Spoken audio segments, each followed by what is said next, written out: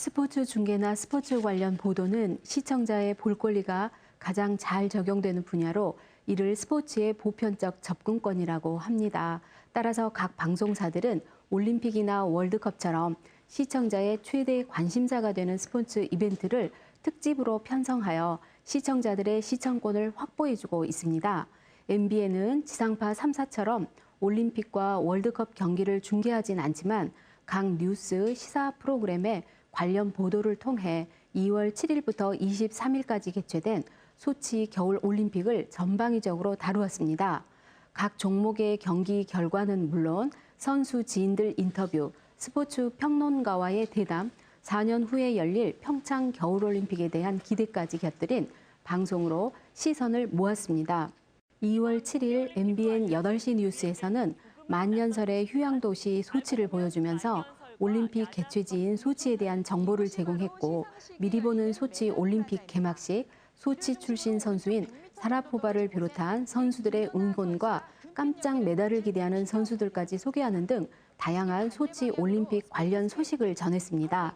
같은 날 MBN 뉴스2에서는 김연아, 이상화 선수의 경기 전망, 그리고 이상화 선수의 화보 소식과 개막식에 대한 기대감 등을 대담 형식으로 소개를 했고요. 다른 보도 시사 프로그램에서도 폐막식과 평창 올림픽 관련 소식을 다양하게 전달했습니다. 경기 결과나 선수들 그리고 현장 외에 다른 올림픽 관련 보도도 풍성했는데요. 2월 11일 굿모닝 MBN 뉴스의 맥 코너에서는 서울시청 앞 스케이트장에서 펼쳐진 플래시 몹으로 응원 메시지를 보내는 행사를 소개했고요. 9일 MBN 8시 뉴스에서는 개막식에서 입장하는 선수들에게 공식 후원사가 스마트폰을 제공한다거나 야식 판매 등 올림픽과 연관된 마케팅도 흥미롭게 다루었습니다.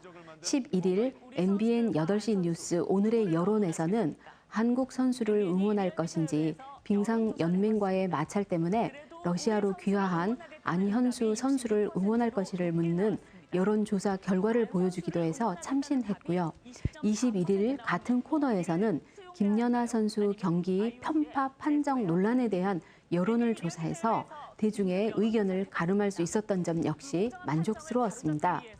국회의원들의 소치 방문 논란과 푸틴의 스포츠 외교 등 스포츠뿐만 아니라 정치, 경제, 외교 등 다양한 방면의 내용들을 올림픽 이슈와 혼합해 유연성 있게 보도한 점도 높이 평가할 만합니다. 이번 소치 올림픽 경기 중 가장 많은 관심을 모은 것은 단연코 피겨 스케이팅 김연아 선수의 쇼트와 프리 경기였습니다. 쇼트 프로그램 경기가 있었던 20일과 프리 프로그램 경기가 있었던 21일, MBN은 무결점 연기를 펼친 경기 결과와 그 내용과 달리 지나치게 낮았던 점수, 그리고 심판의 편파 판정 논란과 은퇴 소식 등을 발빠르게 전했습니다. 하지만 국민의 관심사가 김연아 선수에게 쏠린 것을 생각해보면 관련 보도와 편성은 그만큼 풍성하지 못했습니다. 김연아 선수의 경기 전후로 관련 다큐멘터리나 집중 분석 보도를 방송했다면 더 많은 시청자들의 관심에 부응할 수 있었을 것입니다.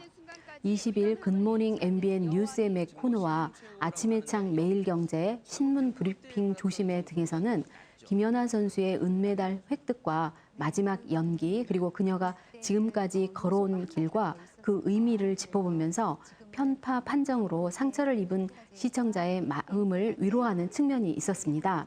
그러나 피겨 심판의 양심 선언과 같이 확인되지 않는 SNS 내용을 섣불리 보도한 부분은 신중하지 못했다는 생각입니다. 반면에 러시아로 귀화한 쇼트트랙 안현수 선수, 즉 빅토르 안 관련 보도는 주목할 만한 부분이었습니다. 대한민국 국가대표 선수가 우선한다는 지극히 국가주의적인 태도에서 벗어나 이 문제를 최대한 객관적이고 중립적으로 다룬 점은 바람직했습니다. 2월 13일과 19일 MBN 뉴스2 장광익의 정치 소프릭 코너에서는 장광익 기자가 박 대통령이 언급한 안현수 선수의 귀화 문제가 체육계의 부조리 탓은 아닌지 점검이 필요하다는 발언은 환기를 불러일으키는 내용이었습니다. 또 2월 17일 MBN 8시 뉴스에서는 단신으로 문화체육관광부가 안현수 선수의 귀화와 관련된 파벌 문제, 국가대표와 지도자 선발 방식 등 전반적인 시스템을 되짚어볼 예정이라며 대한빙상연맹에 대한 전면 감사에 나선다는 뉴스를 소개했습니다. 이 문제는 국민들이 빙상연맹이나 우리 국가대표 선수들 대신 러시아 소속이 된 안 선수를 더 응원한다는 측면에서 큰 관심사였고요. 체육계의 고질적인 비리와 병폐가 이번 올림픽을 통해 드러난 것이라는 비판이 계속되고 있는 만큼 꾸준한 후속 보도가 필요해 보였습니다. 그 밖에 올림픽 때마다 지적되는 언론의 고질적인 보도 태도인 과열된 응원과 성적 제일주의 그리고 금메달의 가치만을 높이 평가하는 태도에서 벗어나 차분하게 경기 일정과 그 결과를 알려주고 컬링을 비롯한 비인기 종목을 친절하게 소개한 부분이나 선수들의 땀과 노력에 집중한 모습은 예전과는 많이 달라진 보도 태도여서 무척 긍정적으로 평가합니다. 선수들이 올림픽과 경기를 즐기고 만족해하고 행복해하는 모습을 카메라에 담아낸 점도 돋보였습니다. 스포츠는 여가 문화의 중심이며 올림픽과 같은 대규모 이벤트는 사회적 응집력을 배가시키고 사회 구성원 간의 동질감을 형성시키며 연대감을 촉진시키는 효과를 줍니다. 특히 텔레비전과 같은 가장 대중적인 미디어에 의한 스포츠 중계와 관련된 보도 또 관련 프로그램은 감성적인 측면에서 시청자가 사회적인 상호작용을 하게 만듭니다.